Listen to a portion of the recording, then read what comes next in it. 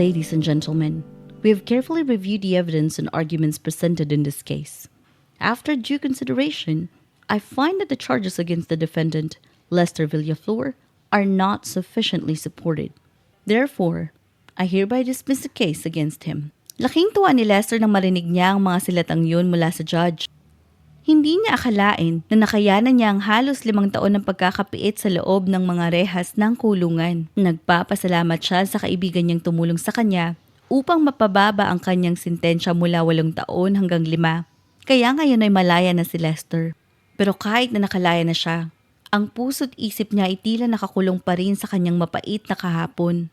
Pero ganun pa man, buo ang loob ni Lester na bumangon at harapin ang panibagong buhay na naghihintay sa kanya. Handa siyang tanggapin ang anumang pagsubok na ibabato sa kanya ng mundo. Ang ganda ng langit. Bulong ni Lester sa sarili habang bahagyang napangiti. Pagkatapos ng madilim na 5 taon ni Lester, ay nasilayan na niya ulit ang langit. Nakalanghap na rin siya ng sariwang hangin at naramdaman na niya ulit ang init ng araw na humahalik sa kanyang balat. Maganda man ang panahon, ay para bang binabagyo naman ang puso ni Lester. Muli kasi niyang naalala ang nakaraan.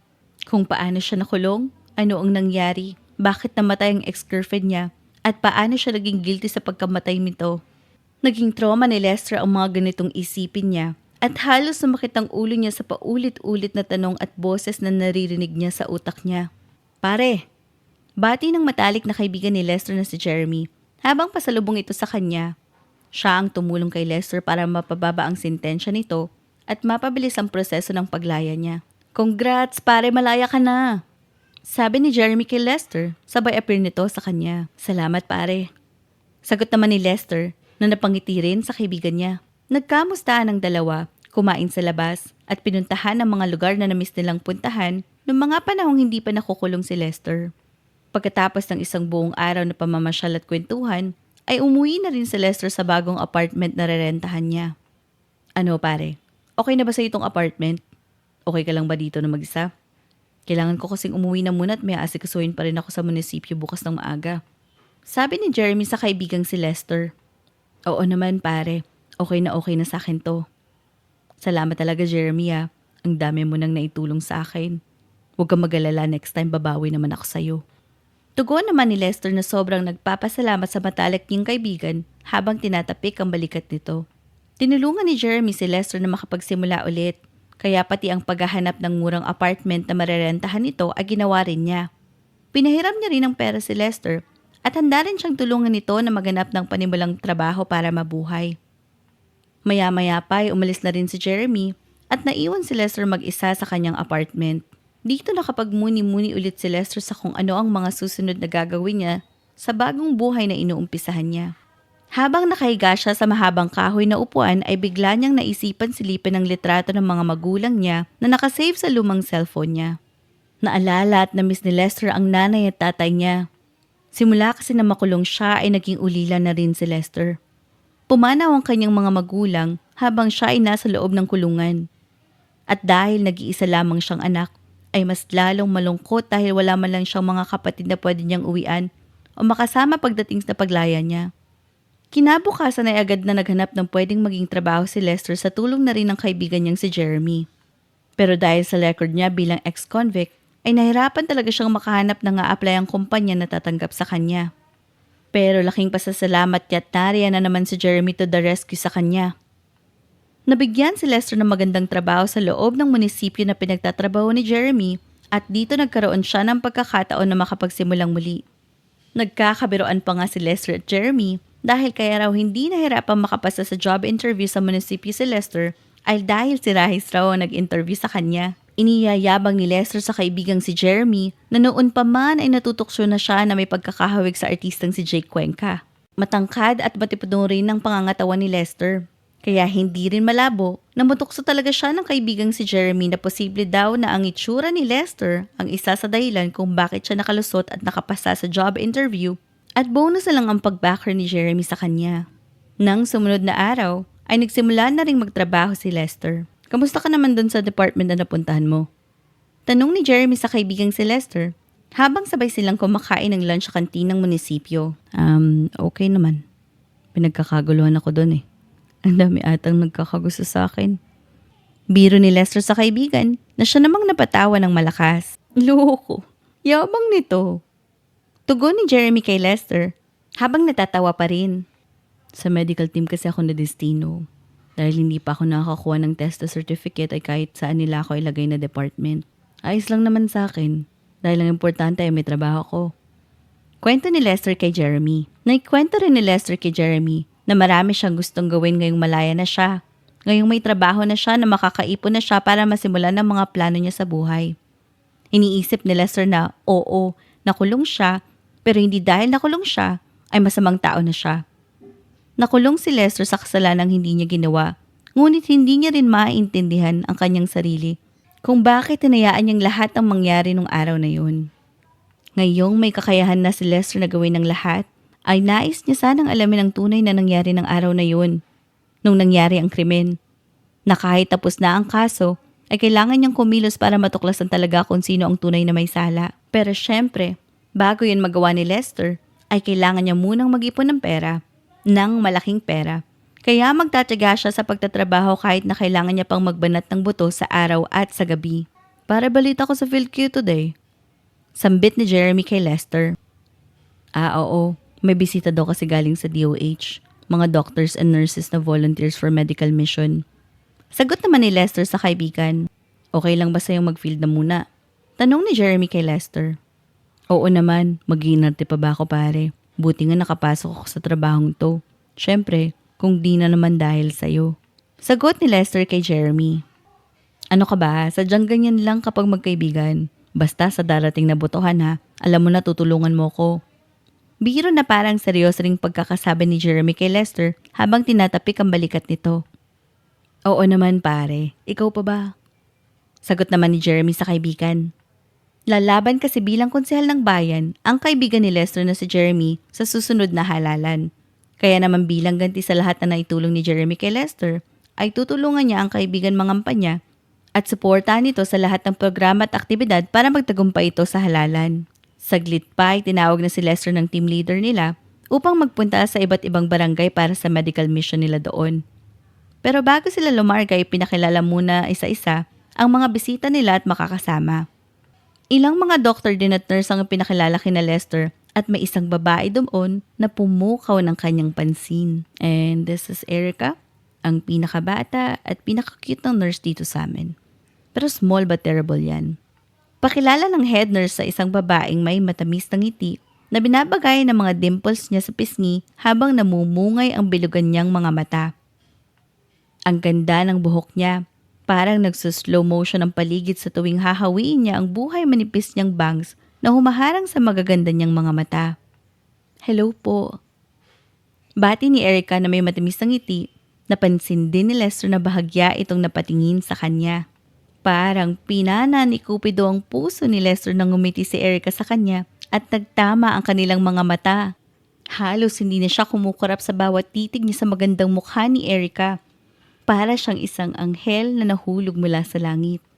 May kahawig siyang artista. Kahawig niya si... Sino nga yun? Si LJ Reyes? Habang nasa medical mission si Lester, tila ba hindi na naalis ang titig nito kay Erica. May mga pagkakataon na huhuli na siya ni Erica na nakatitig sa kanya. Pag nangyayari yun, ay umiiwas na lamang ng tingin si Lester ng kunwari. Okay guys. Since dinadagsa na tayo ng mga tao, kailangan na nating mag-group into mag-partner para mapabilis ang ating process. Sambit ng head nurse. Nagulat na lamang si Lester nang biglang tinawag ang pangalan niya para maging partner at i-assist ang isang nurse. Yun ay walang iba kundi si Erica. Pumilis ang tibok ng puso ni Lester na para bang gusto na nitong lumabas mula sa dibdib niya. Parang gusto na lang ni Lester na tumalon sa sobrang kilig at pagkatawa nang malaman niyang si Erica ang magiging kapartner niya sa medical mission na yun. Hello? Natauhan na lamang si Lester nang marinig ang malaanghel na boses ni Erica. Ha? Nauutal na si Lester at hindi malaman kung ano ang sasabihin. Kanina mo pa kasi ako tinitingnan. May dumi ba ako sa mukha? Tanong ni Erica, natakang-taka rin kung bakit nakatingin lagi sa mukha niya si Lester. Ha? Wala naman. Ano kasi, may nagsabi na ba sa'yo na may kamukha kang artista? Natawa lang si Erica nang masabi ni Lester ang mga salitang yun. Nagtawanan silang pareho at para hindi sila mapuna ng head nurse, ay inaya na ni Erica si Lester na ibalik ang focus nila sa kani-kanilang mga trabaho. Iniabot ni Erica kay Lester ang mga medical equipment na gagamitin at hindi sinasadyang nahawakan ni Lester ang kanyang malalambot na mga kamay. Lalong tumalo ng puso ni Lester sa kilig. Ito ang kauna-unahang pagkakataon na muli siyang nakaramdam ng kilig mula nang nakulong siya ng 5 taon. Sa iisang tao pa lamang kasi si Lester nakaramdam ng ganito at yun ay yung taong kinuha na din sa kanya ng tadhana at dito niya naalala ang isang kasalanang hindi niya lubos maisip kung bakit siya ang nagdusa, siya ang nagbayad. Naalala bigla ni Lester ang babaeng una niyang minahal, si Almira, na ngayon ay nasa piling na ng Panginoon. Si Almira na binawian ng buhay at si Lester ang naakusahang gumawa ng krimen. Pinatay si Almira.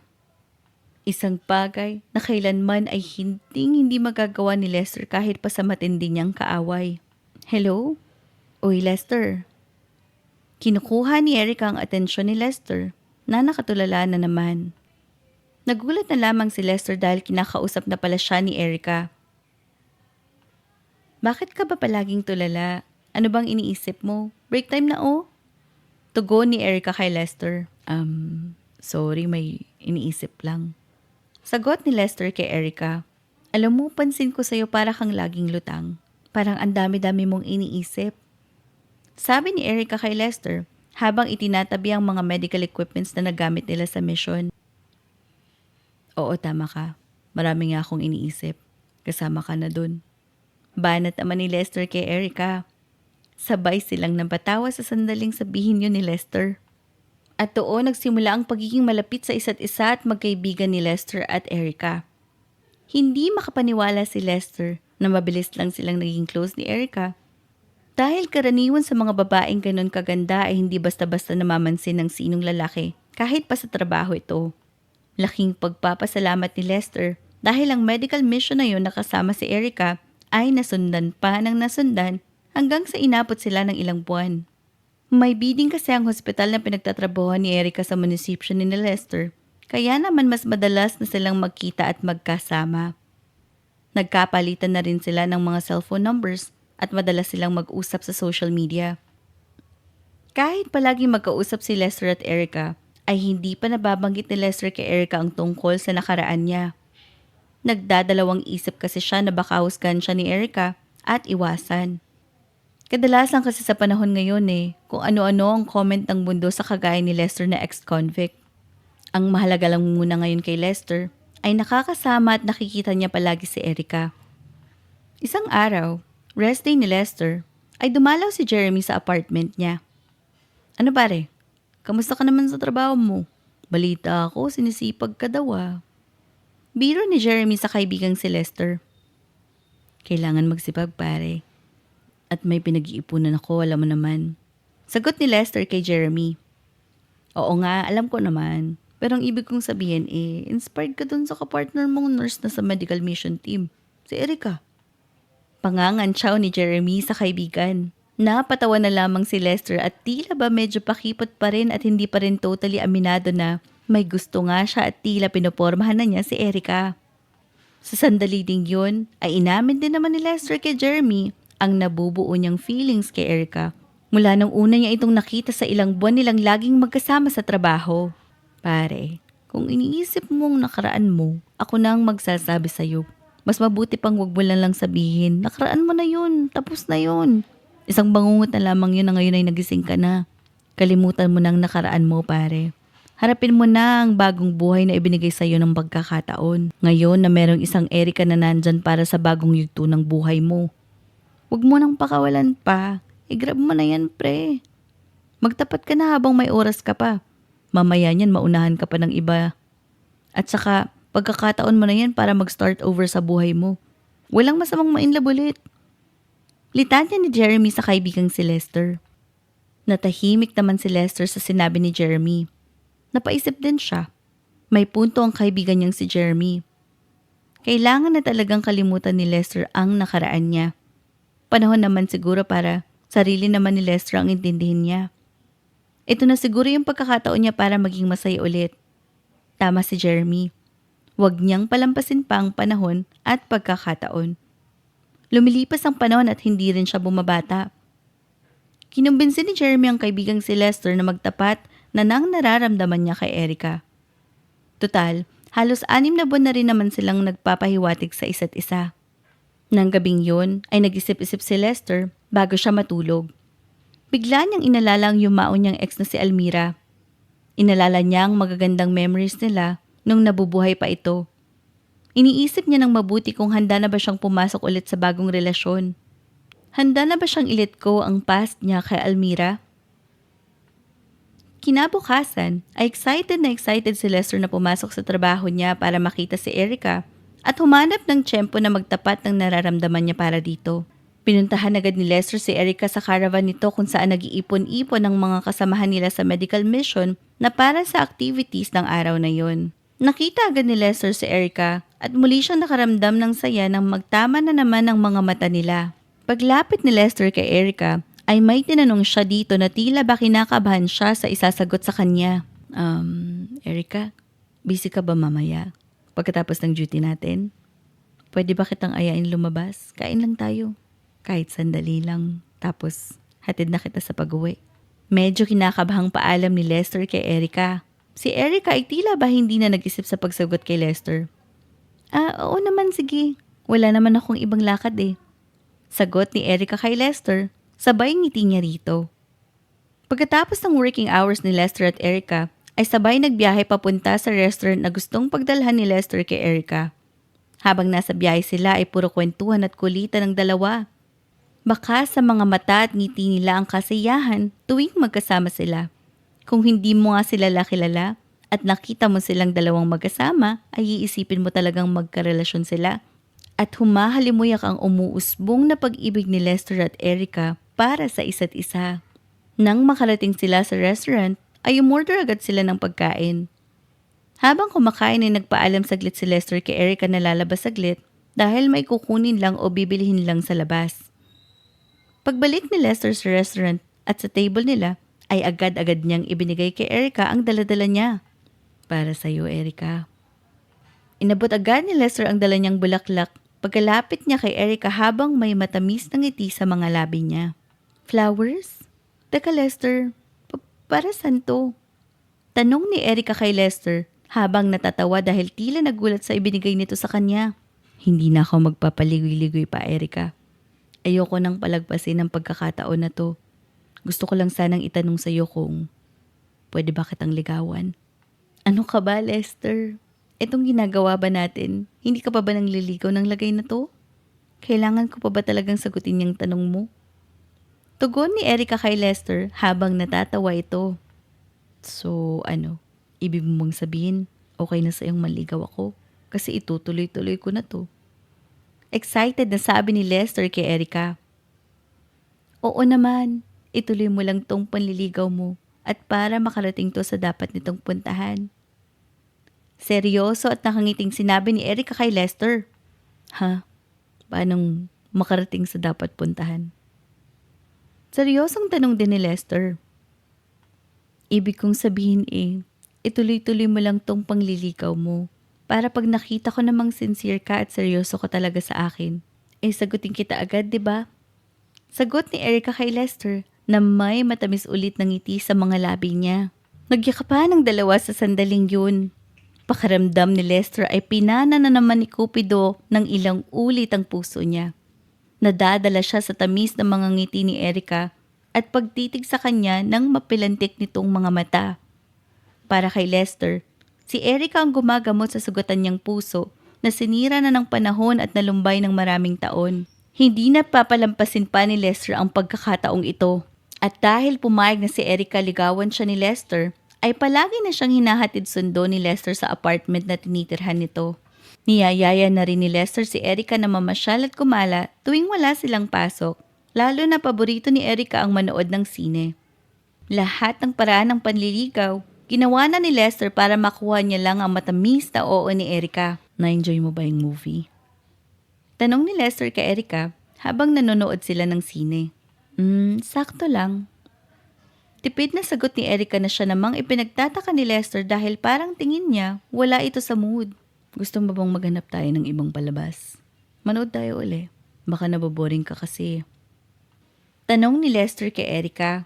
Wag na, nagugutom na rin ako. Kain na lang siguro tayo. Sagot ni Erica kay Lester na halatang parang wala nga sa mood. Sige. Kabadong sagot ni Lester kay Erica. Napapaisip si Lester kung anong nangyayari. Ayaw naman niyang itanong ng diretsa kay Erica kung bakit parang wala ito sa mood. Sinunod na lamang ni Lester si Erica at naghanap sila ng makakainan sa food court sa labas ng mall kung saan sila nanood ng sine. Kahit nung kumakain na sila ay napansin ni Lester na tila ba parang may malalim na iniisip si Erica. Kaya nilakasan na ni Lester ang loob niyang magtanong dito. Erica, ayos ka lang ba? Sabi mo kasi kanina nagugutom ka ngayon parang hindi ka naman halos kumakain. May problema ba? Tanong ni Lester kay Erica habang umaasa itong makakuha ng positive na sagot. Oo, ayos lang ako. Siguro nalipasan lang din ako ng gutom at napagod ako sa paglalakad at sa paglibot natin sa mall. Sagot ni Erica kay Lester. Baka sa tono niya na parang wala rin siyang ganang kumain talaga. Lester, may tatanong pala ako sa'yo. Biglang singit na yun ang tanong ni Erica kay Lester at bigla siyang kinabahan sa tanong na yun sa kanya. Kaya medyo natagalan ng ilang segundo si Lester bago nakasagot kay Erica. Oo naman. Ano yun? Hindi pinahalata ni Lester ang kaba niya kay Erica. May naging karelasyon ka na ba dati? Kailan yung huling girlfriend mo? Imposible naman siguro na ever since hindi ka pa nagkaka-girlfriend. Sa pogi mong yan at sa diskarte mo sa babae, sigurado akong marami ka nang naging girlfriend. Sunod-sunod na tanong ni Erica kay Lester. Natigilan saglit si Lester. Hindi niya alam kung paano sasagutin ang tanong na yun ni Erica. Pero naisip niya na rin na karapatan ni Erica na magtanong dahil nililigawan niya ito. Erica, maniniwala ka ba kung sabihin kong 5 taon na nakalipas mula ng huling beses sa may nakarelasyon ako? Sagot ni Lester kay Erica habang halata sa tono ng boses nito na kinokompose niya ang sarili para hindi ipahalata ang konting kaba na nararamdaman ni Lester sa dibdib niya. Habang kausap si Erica, tumitig si Erica sa mga mata ni Lester.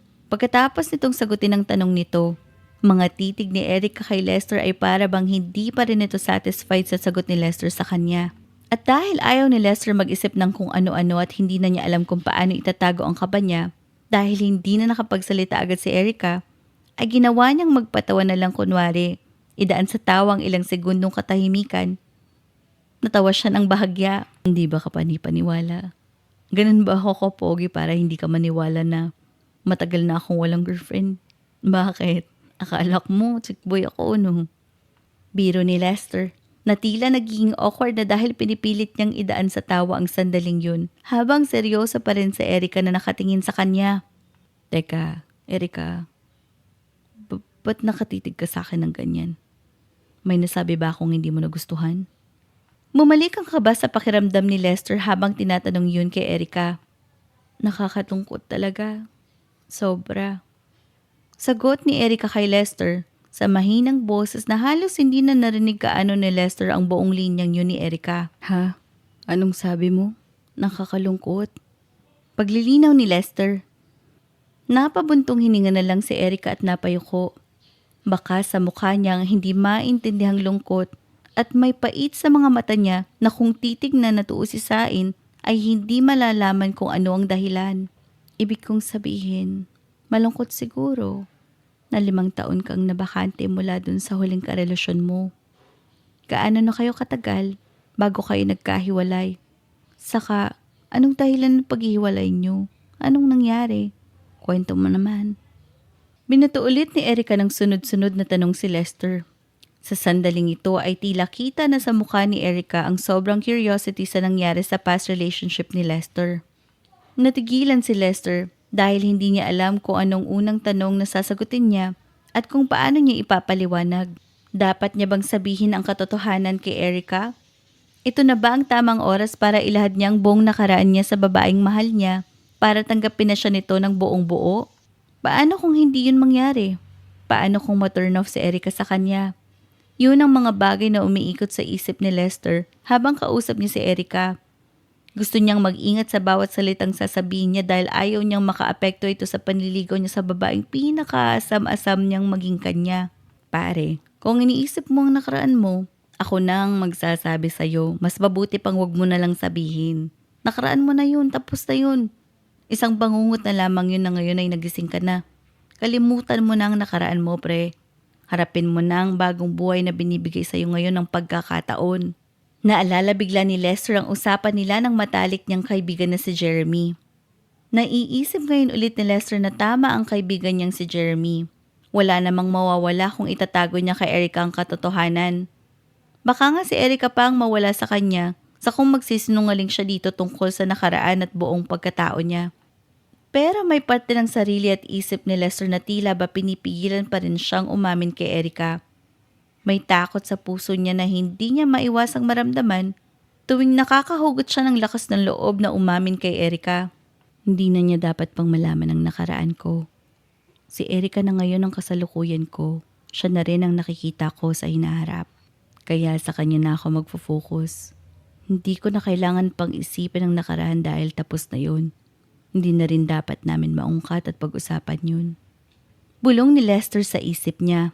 Pero sa huling pagkakataon, ay para bang huminto ang ilang segundo ng sandaling yun na magkatitigan si Lester at Erica. Tila ba may kakaibang puwersa na umihip sa puso ni Lester para bigyan siya ng lakas na aminin na lang kay Erica ang lahat. Para matapos na at wala na siyang iniisip-isip pang itinatago niya sa babaeng magiging parte ng buhay niya. May bumubulong sa kanya na sabihin na ang lahat at magkaroon na lang siya ng lakas na tanggapin kung ano man ang mangyayari pagkatapos. Nakulong kasi ako, Erica. Isa akong ex-convict. Hindi ko alam kung may nagkwento na sa'yo o nalaman mo na sa iba at hindi mo lang binabanggit sa akin. Pero yun ang totoo, Erica. Nakulong ako sa kasalanang hindi ko naman talaga ginawa. Napatay ko daw ang ex-girlfriend ko. Pero hindi talaga.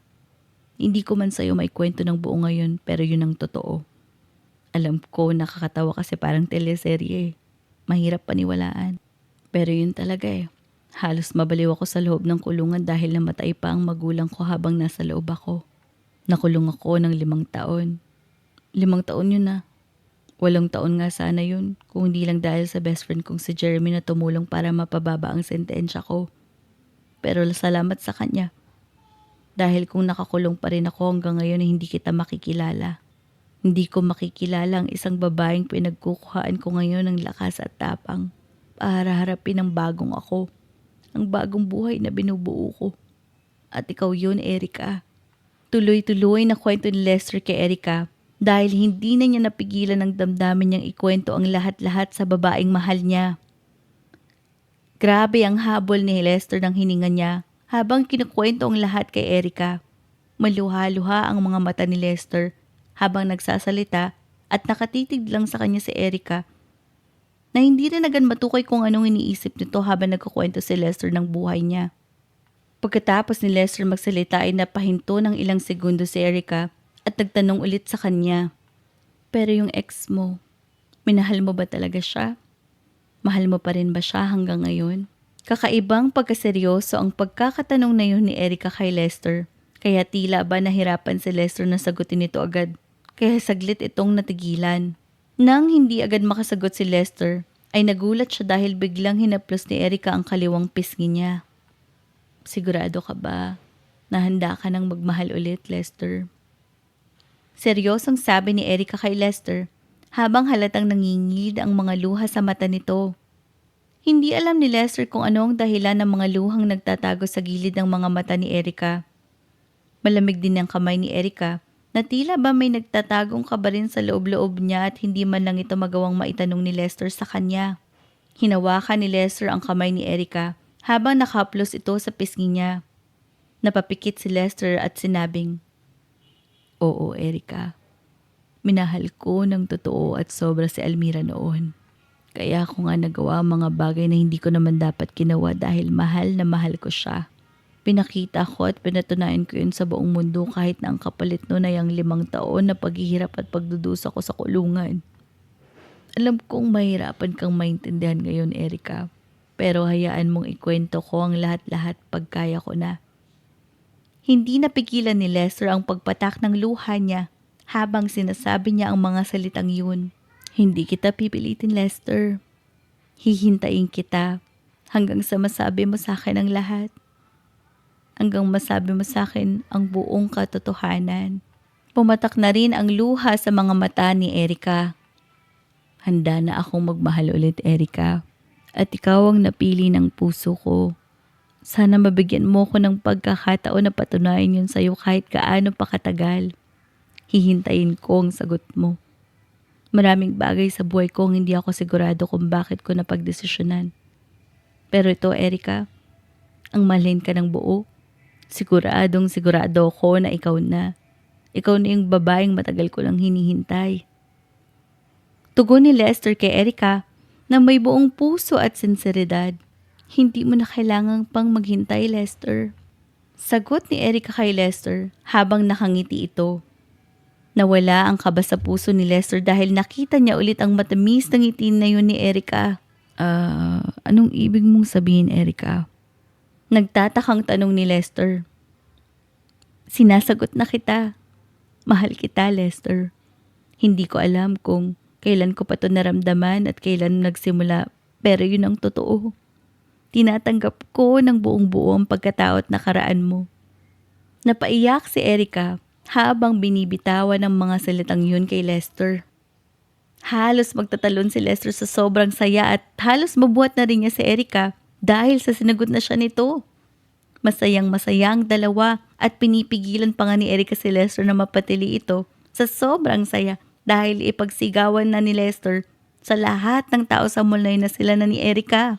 Pakiramdam ni Lester na bigyan siya ng isang napakalaki at napakagandang biyaya mula sa may kapal. At yun ay ang makilala at mahalin si Erika. Pagkalipas ng 2 araw ay balik trabaho na si Lester sa munisipyo. Hindi nakapasok ng araw na yun si Erika. Mula siya sa area nila sa medical mission. Nag-iwan naman siya ng messages kay Lester na hindi siya makakapasok sa araw na yun dahil masama ang pakiramdam niya. Kaya sabi ni Lester, pagkatapos na sa duty ay pupuntahan niya si Erika para kamustahin ito. Parang ang ganda ata ng mood natin ngayon, Brad. Natatawang biro ni Jeremy kay Lester habang sabay silang kumain ng tanghalian dahil hindi pumasok si Erika. Ngumiti lang si Lester at habang nag-iisip kung ikakwento na ba niya sa kaibigan. Anong score na ba, pare? Sinundan pa ng tanong ni Jeremy kay Lester. Sinagot na ako, pare. Sagot ni Lester kay Jeremy habang nakatingin sa mga mata nito. Kinindatan si Jeremy sabay taas ng dalawa niyang kilay at ngumiti. Talaga? Wow, ibang klase. Iba ka, Brad. Tingnan mo nga naman. Ang lakas ng tawa at kantsaw ni Jeremy sabay appeal sa kaibigang si Lester. Ikinuwento ni Lester ang lahat-lahat kay Jeremy. Kung paano inamin ni Lester ang naging nakaraan niya kay Erika. Hindi man naikwento ni Lester ang lahat pero proud siya sa sarili niya dahil kinaya niya. At nagpapasalamat din siya kay Jeremy sa pag-i-encourage sa kanya rito. Tuwang-tuwa naman at masayang-masaya si Jeremy para sa kaibigan niya. Matagal na ring hinihiling ni Jeremy na sagutin na ni Erika si Lester dahil nakita at nang-witness din naman ni Jeremy ang paghihirap na dinanas ni Lester sa loob ng kulungan. Gusto niyang makitang sumaya ulit si Lester. At ngayong nangyari na nga ay talagang buong puso ang suporta ni Jeremy sa kaibigan niya. Nang hapon din na yon, pagka-out ni Lester sa trabaho ay agad-agad niyang pinuntahan si Erika sa apartment nito para kamustahin at dalhan ng pagkain at kamot dahil nga masama ang pakiramdam nito. Pagdating ni Lester sa apartment ni Erika ay medyo nagtaka siya dahil nakakailang katok na siya sa pintuan ng apartment ni Erika pero tila ang tagal ata nitong bumangon at pagbuksan siya. Tulog ba siya? Kanina pa ako kumakatok pero parang hindi naman niya naririnig. Bulong ni Lester sa sarili habang tuloy pa rin ang pagkatok ni Lester sa pinto ng apartment ni Erika at hinihintay niyang pagbuksan siya. Maya-maya pa ay napagbuksan na ni Erika ng pinto si Lester. Halata kay Erika na nanghihina ang katawan niya dahil sa sama ng pakiramdam, maging ang boses niya ay malat din. Pasensya na, babe. Hindi ko agad narinig kung kumakatok ka. Ang sama kasi talaga ng pakiramdam ko eh. Buong araw akong nakahiga. Paliwanag ni Erika kay Lester. Ang gabing yun ay sinamahan at inalagaan ni Lester si Erika. Pinagdala niya ito ng sopas at kamot. At dahil masakit din ang lalamunan ni Erica dahil parang trangkaso ang dumapos sa kanya, ay nag-prepare din si Lester ng salabat. Nang makatulog si Erica ay pinamamasdan lang siya ni Lester habang pinupunasan ni Lester ng basang bimpo ang noo at mukha ni Erica. Pinapangako ni Lester sa sarili niya na poprotektahan niya si Erica anuman ang mangyari. Lahat ng mga pagkakamali at naging pagkukulang ni Lester sa dating relasyon niya ay tatama niya. Hindi na siya papayag na mawala pa si Erica sa kanya dahil mahal na mahal niya ito. At this time, si Erica na ang buhay niya. Maya-maya pa, habang nasa kalagitnaan ng tulog si Erica, ay napatingin bigla si Lester sa mga papel na nakapaskil sa dingding malapit sa higaan ni Erica. May corkboard kasi doon. Doon nilalagay ni Erica at pinapaskil ang mga bill niya sa apartment, mga notes at reminders, at may isang bagay doon na nakadikit na tila kumuha ng atensyon ni Lester. May isang litrato doon na may punit. Naisip ni Lester na lumang picture yun ni Erica nung bata pa siya. Mga nasa 5 taong gulang lang siya sa litratong yun. Nakasakay ang batang Erica sa duyan sa isang playground. Pero nagtataka si Lester bakit may punit ang litrato. Wala ang kalahating parte nito. Habang nakatingin si Lester sa litratong yun ay biglang may ibang sumagi sa isip niya. Bigla rin siya nagtaka kung bakit ba tila walang naikakwento o naipapakilalang pamilya si Erica sa kanya. Nung time na nag-check din si Lester ng social media accounts ni Erica, ay parang sobrang private lang ng account nito. Walang masyadong pictures at wala ring picture si Erica na may kasamang pamilya o magulang man lang. Hindi na niya ito natatanong noon kay Erica nung nanliligaw pa lang siya dito dahil nga maging siya ay ayaw niyang mag-open up ng mga nakaraan niya kay Erica o anumang bagay na pwede magsimula ng isang usapan tungkol sa mga kanya-kanyang past nila at background. Pero ngayon, habang hawak ni Lester ang punit na litratong yun, ay napasulap siya ulit kay Erica. Siguro, kagaya ko ay may mapait na kwento rin sa likod ng mga matatamis ng ngiti ni Erica.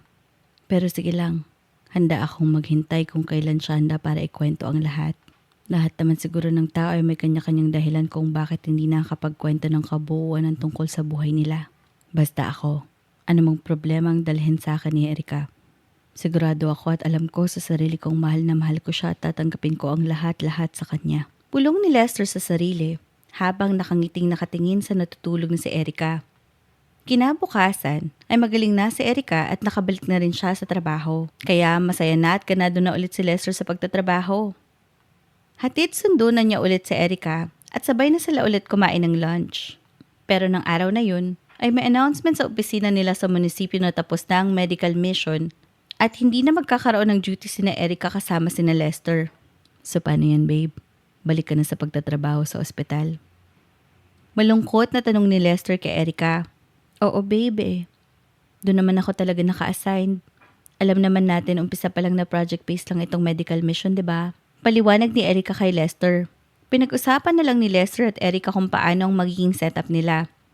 Ihahatid sundo pa rin ni Lester si Erica papunta at pauwi mula sa pinagtatrabahuan nitong ospital. May konting naipon naman na si Lester, kaya nakapag-down siya sa hulugan na motor, kaya hindi na siya mahirapang ihatid sundo si Erica.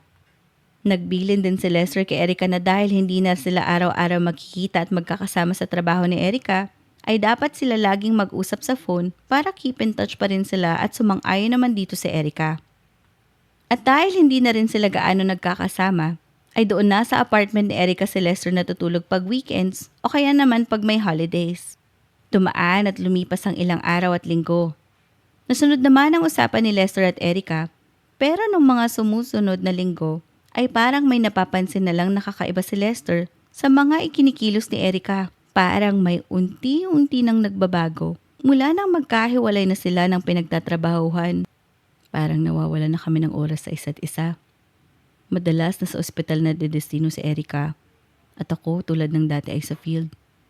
Bihira na rin tumawag si Erica kaya naman napapaisip ako ng sobra kung kamusta na ba siya at kung namimiss pa ba niya ako. Bakit parang ang daming nagbago simula nang maging kami? Parang gusto ko nang ibalik yung dating noon. Yung dati na naliligaw pa ako sa kanya. Yung dati na palagi ko siyang nakakasama. Agam-agam ni Lester sa kanyang sarili. At dahil hindi na makayanan ni Lester na tumagal pa ang ganong mga napapansin niya kay Erica, isang araw ay nag-undertime siya sa trabaho at pinuntahan niya si Erica sa ospital na pinagtatrabahuan nito. Balak niya sanang isurpresa si Erica pero siya pala ang nasurpresa. Nakita niya si Erica na halos kakaot lang sa duty niya at may ibang lalaking sumundo dito. Pagkakita ni Lester kay Erica na may ibang lalaking nakaakbay sa kanya at dala ang mga gamit niya, ay para bang unti-unting nagdilim ang paningin ni Lester at sumugod papunta kay Erica at sa kasama nitong lalaki. Tarantado ka? Sabay suntok ni Lester sa estrangherong kasama ni Erica. Nadala siya ng emosyon niya kaya hindi na niya napigilan pa ang sarili. Lester! Lester, ano ba? Nagpanik si Erica nang makita si Lester at ang ginawa niyang pagsuntok sa lalaking kasama niya. Kwinelyuhan naman agad ni Lester ang lalaking nasuntok niya at sinabihan na, "Sino ka ha? Bakit kasama mo ang girlfriend ko? Sino ka?" Pasigaw na sabi ni Lester habang halata sa boses at mga mata niya ang selos at gigil. Si Erica naman ay walang ibang nagawa kundi awatin ng awatin si Lester. Ilang segundo pa, ay sinuntok ulit ni Lester ang lalaki na siya namang dahilan bakit napasigaw si Erica. "Lester, ano ba? Sabi ng tama na nga eh." Pasigaw at huling awat ni Erica at dito naman natauhan si Lester. Hindi man lang pumapalag ang lalaking kasama ni Erica kahit na tinanong na siya ni Lester ng ilang ulit at nasuntok na siya ng 2 beses. Inayos na lamang ni Lester ang damit ng lalaking sinuntok niya mula sa kwelyo at sa may balikat hanggang sa dulo ng t-shirt na suot nito, senyales na kinakalma ni Lester ang sarili niya dahil nga nasigawan na siya ni Erica. Dali-daling pumagitna si Erica kay Lester at sa lalaking kasama niya. Humingi rin ng pasensya si Erica kay Miggy na kasama niya at sinabihan niya rin itong umuwi na at mag-uusap pa si Erica at ang boyfriend niya. "Babe, I'm sorry. Hindi ko napigilan ang sarili ko. Nagdilim ang paningin ko eh. Nagselos ako." Nauutal na paliwanag ni Lester kay Erica. Halata sa mukha ni Erica na galit siya sa ginawa ni Lester. Kahit na alam niya rin sa sarili niya na may mali siya. Dahil bakit nga naman may nakaakbay sa kanya na ibang lalaki? Hindi na nakapagsalita si Erica. Hindi na niya pinakinggan si Lester sa mga sinasabi nito. At kinuha na lamang ni Erica ang isang bag na bitbit niya na kanina'y hawak ni Miggy. At akmang aalis na siya at hindi man lang papansinin si Lester. "Erica." Tawag ni Lester kay Erica nang makita niya itong paalis na at hindi siya pinapansin. Hindi rin siya nilingon nito at sinabayan na lang niya sa paglalakad. "Babe, kausapin mo naman ako. Hindi ko naman sinasadya eh. Masisisi mo ba ako? Nakaakbay siya sa'yo, syempre magre-react ako." Paliwanag ni Lester kay Erica habang naglalakad sila papalayo ng ospital. Tumigil si Erica at hinarap si Lester at pagalit na sinabing, "Una sa lahat, Lester, hindi ko sinabi na puntahan mo ako dito sa ospital na pinagtatrabahuhan ko. Bakit ba bigla ka na lang sumusulpot dito? 'Di ba may trabaho ka?" Nag-undertime kasi ako, babe. Kasi gusto ko tang makita pero iba pala yung makikita ako." Sagot ni Lester kay Erica. "Bakit, Lester? Porkit ba nakaakbay may ibig sabihin na sa'yo? Ang bayolente mo naman yata, Lester. Hindi ka naman ganyan nung nanliligaw ka, di ba?" Tugon ni Erica kay Lester. "Ikaw, Erica, hindi ka rin naman ganyan nung naliligaw pa ako sa'yo, di ba?" Hindi na napigilan ni Lester na pagtaasan din ng boses si Erica. "Aso, nagagalit ka na ngayon sa akin. Tinataasan mo na ako ng boses? Anong gagawin mo? Gusto mo ba akong saktan? Susuntukin mo rin ako, ha?" Hindi maintindihan ni Lester kung bakit ganun na umasta si Erica sa kanya. Samantalang, ang ikinagagalit lang naman ni Lester ay kung bakit may nagbago sa kanilang dalawa. Bakit nabawasan ang pagre-reply at pakikipag-usap ni Erica kay Lester? Napuno lang si Lester at nadala ng damdamin niya kaya nasuntok niya ang kasamang lalaki ni Erica. Humingi ng pasensya si Lester kay Erica dahil sa nangyari. Humiling si Lester na umanap sila ng lugar kung saan makakapag-usap sila ng maayos at masinsinan. Pumayag naman dito si Erica. Sinabi ni Lester ang lahat ng saloobin niya kung bakit siya pumunta sa pinagtatrabahuan ni Erica. Pinaliwanag din naman ni Erica ang side niya na busy lang siya sa trabaho at hindi naman porket hindi niya sasagot agad ng mga tawag at text ni Lester ay may iba nang nangyayari sa relasyon nila o may iba nang ginagawa sa Erica gaya ng iniisip ni Lester sa kanya. Ipanaliwanag din ni Erica na ang lalaking kasama niya kanina ay sadyang friendly lang talaga kaya napaakbay sa kanya. Si Miggy, isang nurse din sa ospital na pinagtatrabahuan ni Erica. Naging maayos naman ang pag-uusap ni Lester at Erica Ang main point lang naman ni Lester ay maging maayos ang communication nila sa isa't isa, gayong hindi na sila madalas makapag-usap at magkita dahil na rin sa kanya-kanyang schedule. Kinabukasan, balik trabaho na ulit si Lester at may activities silang kailangan gawin sa department. At yun ay ang mag-assist si Lester sa first aid team na tutulong sa nasalanta ng sunog.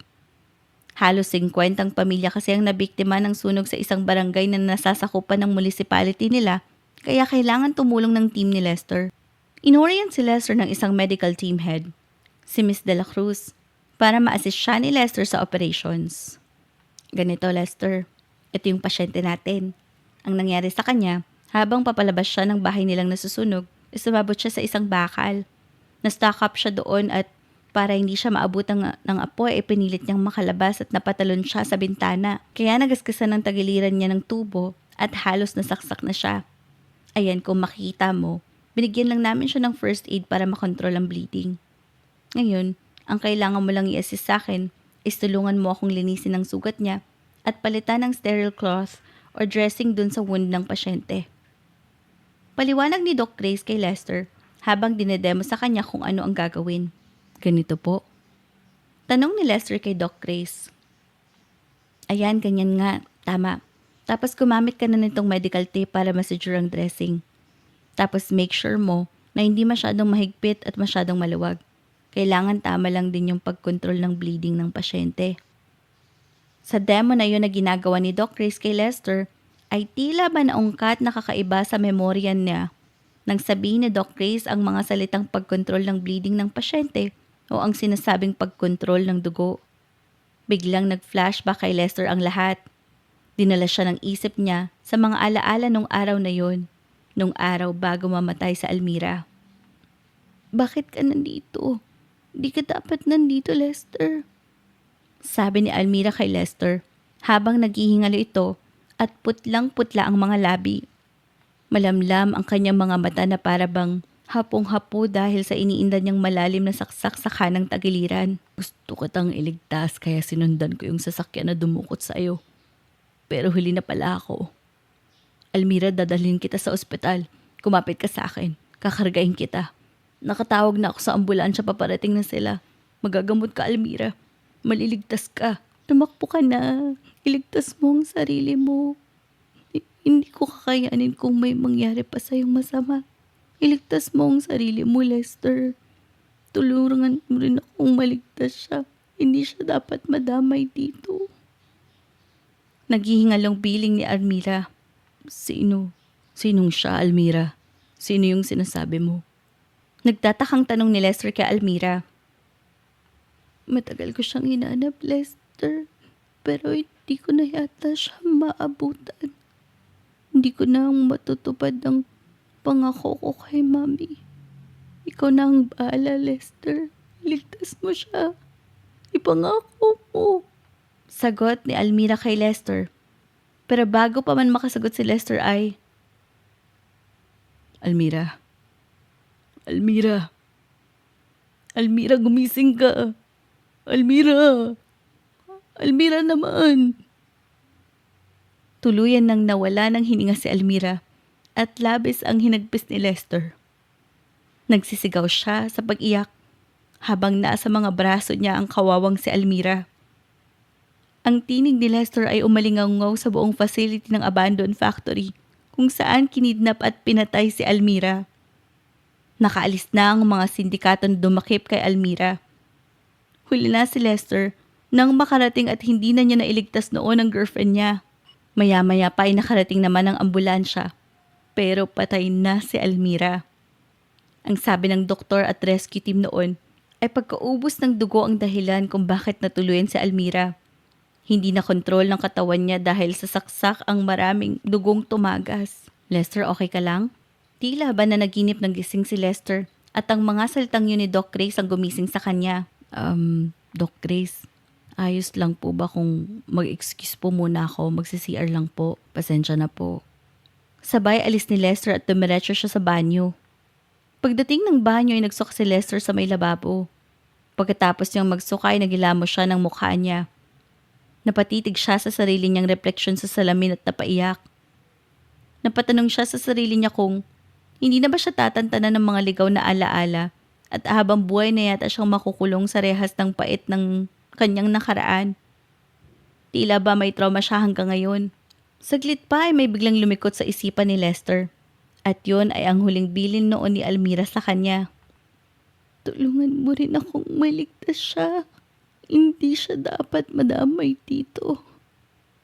Bukod sa iniisip ni Lester ang ibig sabihin ng bilin na ito noon ni Almira, dahil hindi niya talaga maintindihan kung ano ito at matagal niya rin itong iniisip noon sa kulungan. Pero hindi niya talaga makuha ang kasagutan hanggang sa biglang nakakalimutan niya na lang din ang tungkol sa bagay na ito. At tulad ng nararanasan niya noon habang nasa loob siya ng kulungan, ang mga salitang, tulungan mo rin akong mailigtas siya. Hindi siya dapat madamay dito. At boses ni Almira ay parang sirang plakang paulit-ulit na naririnig ni Lester sa utak niya. At habang paulit-ulit itong nagpe-play sa isip niya, ay parang may matining na tunog na umaalingaw-ngaw sa tenga niya. At habang palakas ito ng palakas, ay pasakit ng pasakit din ang ulo niya na para bang anumang oras ay sasabog na ito. Napahawak si Lester sa ulo niya at akmang sinapak-sapak niya ito gamit ang kanan niyang palad para matanggal ang sakit. Ilang segundo pa ay nakaramdam na ng pagkahilo si Lester at hindi na niya namalayang bumagsak siya sa sahig at nawala ng malay. Nagising na lamang si Lester na nasa loob na siya ng klinik ng munisipyo. 4:00 na ng hapon noon. Kasama niya sa loob ng klinik ang kaibigang si Jeremy na nagbabantay sa kanya. Buti naman Lester, gising ka na. Pinakabaw mo ko pre. Akala ko napano ka na sa CR kanina. Sabi ni Jeremy kay Lester at baka sa boses niyang labis na pag-aalala sa kaibigan. Ang sakit pa rin ng ulo ko. Inda ni Lester habang hinahawakan ang batok niya at napansin niyang may bandage siya sa ulo dahil may konting sugat sa may malapit sa kaliwang tenga niya dahil may mali sa pagkakatumba niya kanina. Ano bang nangyari sa'yo pare? Puyat ka ba? O baka naman nagpapalipas ka ng gutom? Nga pala, gusto ka raw makausap ni Doc Grace. Tugon ni Jeremy kay Lester. Ako? Kakausapin ni Doc Grace? Bakit? Nagpaalam naman ako ng maayos sa kanya kanina. Bago pa man matapos ni Lester ang sinasabi niya, biglang pumasok si Doc Grace sa loob ng kwarto. Hi Lester, kamusta ka? Anong pakiramdam mo? Bati ni Doc Grace kay Lester sabay ngiti. Doc Grace, gusto niyo raw po akong makausap? Tugon ni Lester kay Doc Grace. Oo Lester, gusto ko tang makausap dahil baka makatulong ako sa'yo. Nakausap ko kasi yung mga nakasabay mo kanina sa CR bago ka nahimatay. Kinukwento nila sa akin na bago ka raw natumba kung ano-ano raw ang pinagsasabi mo at para ka raw nababaliw na nagsisisigaw sa CR dahil masakit daw ang ulo mo. Kwento ni Doc Grace kay Lester. Doc kasi. Lester, bago ako naging surgeon, naging clinical psychologist muna ako. 2 ang expertise ko. Kaya huwag kang mag-alala, matutulungan kita sa kung anumang nangyayari sa'yo. Maikwento na rin naman sa akin itong kaibigan mong si Jeremy ang background. And base sa initial assessment ko sa'yo, may sintomas ka ng PTSD, Post-Traumatic Stress Disorder. May mga bagay na nakaka-trigger sa'yo ng mga unwanted memories or flashbacks, tama? Kapag ang isang tao kasi nakaranas ng isang malalang traumatic event sa buhay niya, posible na sobrang hirap ang utak nito na iproseso o i-absorb ang memorya na yon in a healthy way. Kaya pag may naging trigger, nagre-react agad ang katawan mo Lester na para mang andun ka ulit sa senaryo na yon at parang paulit-ulit siyang nangyayari na sinasariwa sa isip mo. Tapos ang ginagawa ng katawan mo ay nagre-release siya ng stress hormones gaya ng adrenaline at cortisol. Ang mga hormones na ito ay nakaka-stimulate sa'yo na sumasakit ang ulo mo. Mahilo ka hanggang sa mahimatay ka kasi nag-i-increase ang muscle tension at agitation ng katawan mo. Naghahanda to para sa fight or flight response kaya ka nag-hyperventilate at nagkakaroon ng biglaang drop sa blood pressure. Maayos at kalmadong pagpapaliwanag ni Doc Grace kay Lester. Nagpasalamat si Lester kay Doc Grace sa libre at detalyadong consultation na ibinigay nito. Nagbilin din si Doc Grace sa kanya na in case na lumala ang PTSD symptoms ni Lester, ay tawagan niya lamang si Doc Grace at pwede itong magbigay ng reseta sa kanya para matulungan siyang kumalma at makatulog ng mahimbing sa gabi at maiwasan ng masyadong pag-iisip ng mga bagay-bagay. Malaking tulong ito kay Lester para mas maintindihan ng mga bagay-bagay na nangyayari sa kanya. Nagpayo si Doc Grace kay Lester na mag-sick leave na muna ng 1 linggo at magpahinga. Dahil hindi rin siya makakapagtrabaho ng maayos kung ganito ang kalagayan niya at may sugat pa siya sa ulo. Inalalayan naman ni Jeremy ang kaibigan at hinatid niya si Lester hanggang makauwi ito. Habang nasa biyahe ng SUV pa uwi si Lester at Jeremy, ay pinagkwentuhan nila si Erica. Humihingi ng payo si Lester sa kaibigan sa setup nila ni Erica na parang nakakasanayan na nila na nakakatulugan nila ang isa't isa sa gabi, na hindi na sila masyadong nag-uusap at nagkikita. Kahit pa weekdays o holidays. Ang dahilan ni Erica ay hectic ang schedule niya sa trabaho. Kwento rin ni Lester kay Jeremy na parang lagi pang nagagalit si Erica pag sinisita ni Lester ang mga sandaling pakiramdam niya ay binabaliwala siya ng girlfriend niya dahil madalas itong hindi sumagot sa tawag at text at hindi sumipot sa mga dates nila. Gaano na ba kayo katagal na ganyan pare?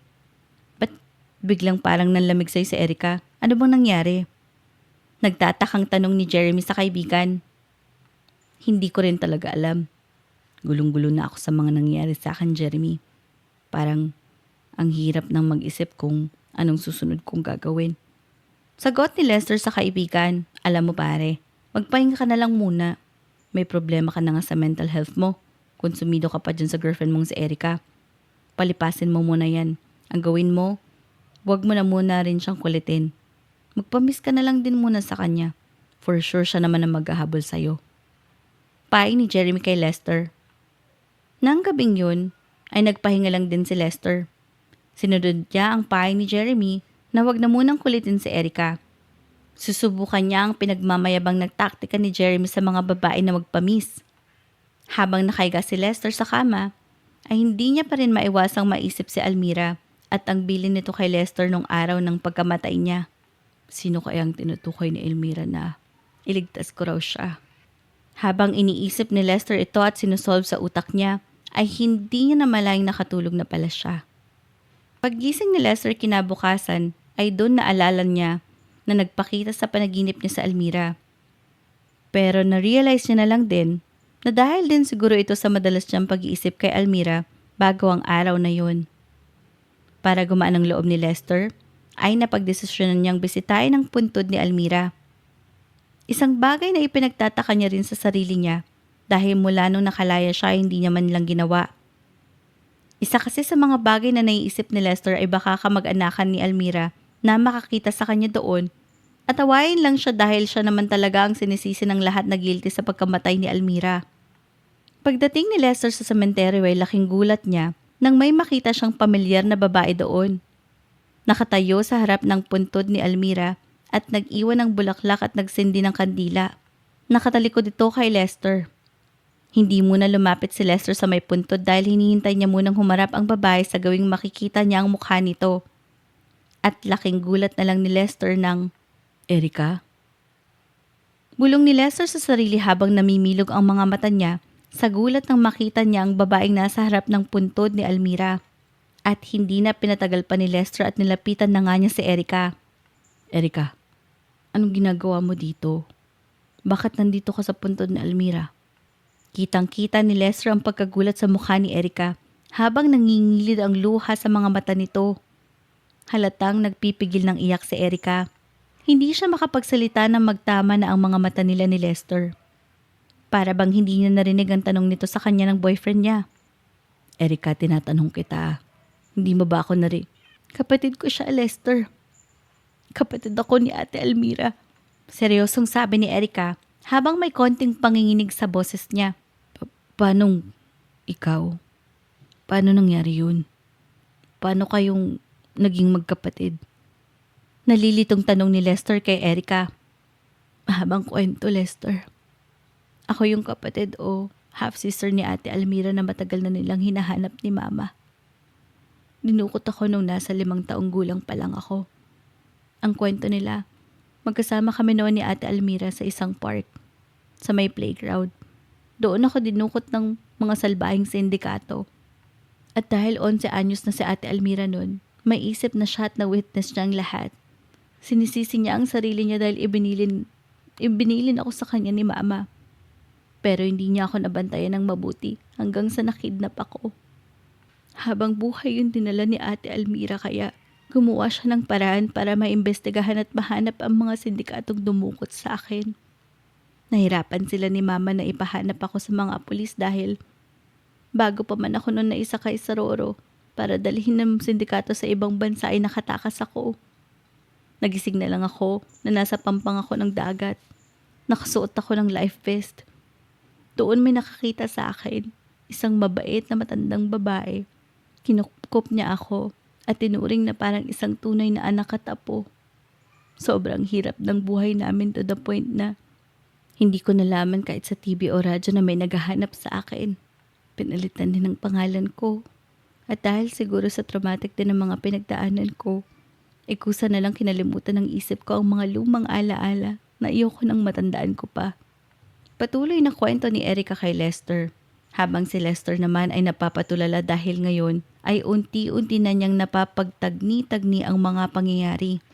So, ikaw yung... Oo, ako yung dahilan kung bakit nadukot 5 years ago si Ate Almira. Dahil natakot ang mga sindikato na ipahuli sila.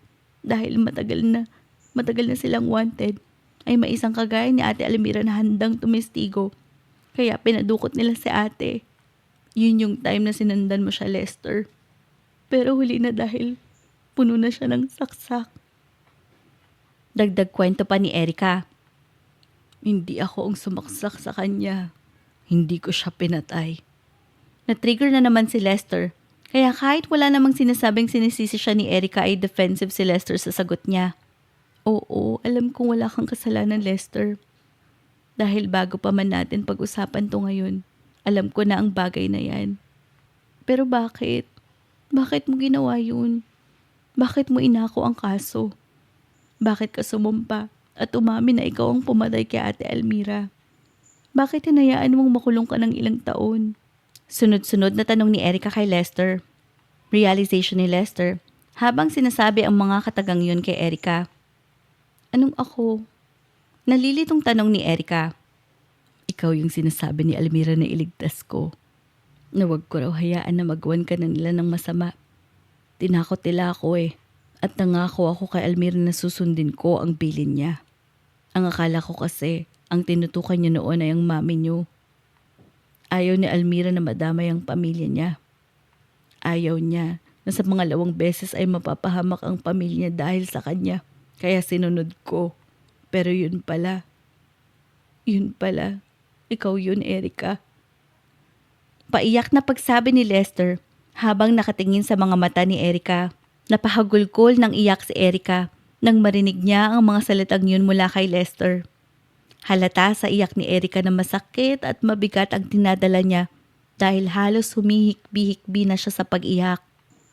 Ang sama-sama ko, Lester. Ang sama-sama akong tao. Ginawa ko sa iyo. Sorry.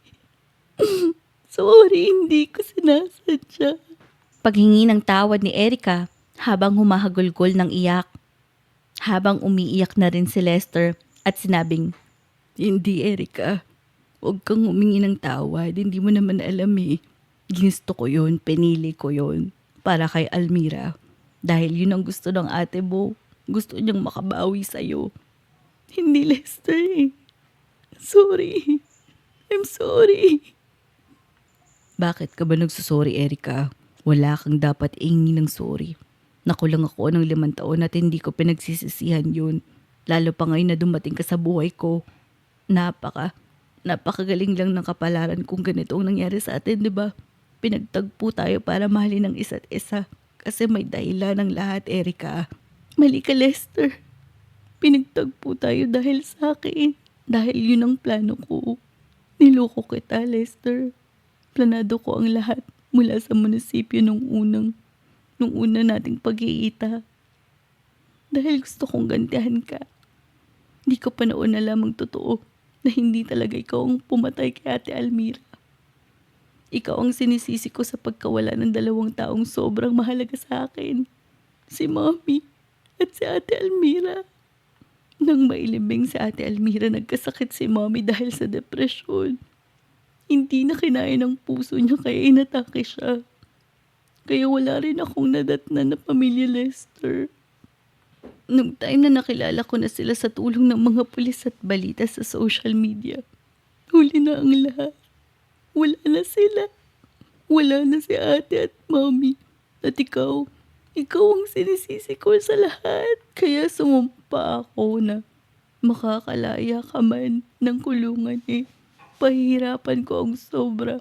Ng sobra-sobra ang buhay mo. At ang paraan na naisip ko ay ang gantihan ka sa paraang ikakabaliw mo ng sakit. Labis na ikinagulat ni Lester ang revelation na yon ni Erica sa kanya. Nilahad din ni Erica kay Lester na kaya hindi na niya nire-replyan ng text at sinasagot ang mga tawag ni Lester ay dahil yun na ang time na nalaman lahat ni Erica ang katotohanan. At hindi niya na rin kaya panglokohin si Lester. Kaya sinimulan na ni Erica ang pag-iwas at unti-unting pag-alis sa buhay ni Lester. Pero ano Erica? Ano naman kung inampakay mo umpisa pa lang? Napatunayan ko rin naman sa'yo kung ano ang totoo, di ba? Kaya kong tanggapin lahat-lahat. Hindi ako magagalit sa'yo o sasama ang loob sa'yo tulad ng iniisip mo. Kasi mahal kita, Erica. Mahal na mahal kita. Pagsamo ni Lester kay Erica. Yun na nga Lester eh. Kaya ako umiiwas sa'yo dahil nawala na yung plano ko. Sira na. Wala na sa puso ko ang gumanti. Ayaw na kitang gamitin Lester para i-validate kung ano man yung mga trauma ko sa nakaraan. Ayaw kong isisi ang lahat sa'yo dahil lang sa hindi ko matanggap ang nangyari sa buhay namin ni Ate Almira. Kasi Lester, kasi mahal na kita. Totoong mahal na kita. Pero hindi ko alam kung paano ko sasabihin sa iyong lahat. Lalo na, nilaman ko kay Jeremy na may post-traumatic disorder ka pa. At ako, puro pait at galit ang laman ng puso ko. Narealize ko na parang hindi ata tama. Na porket mahal kita, mahal mo ko, ay pagpapatuloy na lang natin ang relasyon natin dahil sa ganun-ganun lang nagsimula. Umiiyak na sabi ni Erica. Ano naman Erica? Ano pong problema mo? Naiinis na sabi ni Lester dahil gusto niya na talagang ipaglaban ang pagmamahalan nila ni Erica. Lester, kapatid ako ng ex mong namatay. Kapatid ko si Ate Almira. Pareho pa tayong wasak, Lester. Hindi ba pwedeng hayaan na muna nating maghilom ang mga sugat sa puso natin bago natin ituloy ang relasyon na to? Bago tayo magmahalan ng totoo at puro kasi Lester ako nung tumagal na. Mahal na kita eh. Pero hindi naman sapat na puro pagmamahal lang. Kailangan din natin na may ayos ang buhay ng bawat isa. Bigyan natin ng oras at panahon ng mga puso natin na makaahon sa lahat ng mga pinagdadaanan natin sa nakaraan. Buuin muna natin ang mga sarili natin, Lester, kasi hindi natin kayang buuin ng isa't isa kung ganito tayo pareho. Ikaw, ang sarili mo, at ako, tayo lang ang makakabuo at ayos ng sarili natin kung gugustuhin natin, Lester. Kaya sana naiintindihan mo. Paliwanag ni Erica kay Lester nang may buong pagmamahal at puso habang tumutulo ang mga luha niya. Nagkaliwanagan si Lester at Erica dahil sa pag-uusap na yun. Ayaw na rin ipilit ni Lester dahil at some point, naiintindihan niya ang gustong mangyari ni Erica. Pero idiniin ni Lester kay Erica na mahal niya ito at handa siyang maghintay kung kailan handa na si Erica at kung kailan handa na rin si Lester para maibigay ang sarili niya ng buong buo sa babaeng pinakamamahal niya. Lumipas ang ilang araw at ilang linggo. Parehong nag-focus si Lester at Erica sa pag-aayos ng kani-kanilang mga sarili at buhay. Lumipat ng ibang ospital at pinagtatrabuhan si Erica at doon siya mas lalong na-train at kumaling bilang nurse. Si Lester naman ay pinagbuti lang ang trabaho niya at tinanggap ang mga regular na consultation and medication na offer ni Doc Grace para ma-manage ang post-traumatic disorder niya. May contact pa rin si Lester at Erica sa isa't isa, pero tamang kamustahan lang. Gusto kasi ni Erica na kung itutuloy man nila ang relasyon nila, ay wala na silang bahid ng kahit anong nakaraan sa mga puso nila. Gusto nilang magmahal ang dalawa na para bang bagong individual sila. Gusto nilang maging malaya pareho sa nakaraang kumulong sa kanila dati. Isang araw, birthday ni Lester. Ito ang unang birthday celebration niya na wala siya sa kulungan. Kaya naman, inengganyo talaga siya ni Jeremy na maghanda. Nag-imbita sila ng mga ilang malalapit na kamag-anak ni Lester, mga kaibigan at katrabaho. In-invite din ni Lester si Erica, pero hindi ito sumasagot sa mga tawag at text niya. Kaya hinayaan na lang muna ni Lester. Sa kalagitnaan ng celebration, ay biglang may nakalimutan si Jeremy. Ay naku pare, paano ba yan? Paano ka magbo-blow ng cake? Sorry, nakalimutan ko yung binili kong cake sa opisina. Ano ba yan? Katangahan mo talaga, Jeremy, oh. Kantsaw ni Jeremy sa sarili habang kausap si Lester. Oh, edi wag na mag-cake. Marami naman tayong pagkain, oh. Tsaka, okay na sa akin kahit hindi na mag-cake. May mga susunod naman akong birthday, eh. Ang dami pa. Maaabutan ko pa hanggang magkaupo ka, Jeremy. Sabay tawa ni Lester habang binibiro ang kaibigan. Maya-maya ay nagkagulo ang lahat nang biglang dumating si Erica.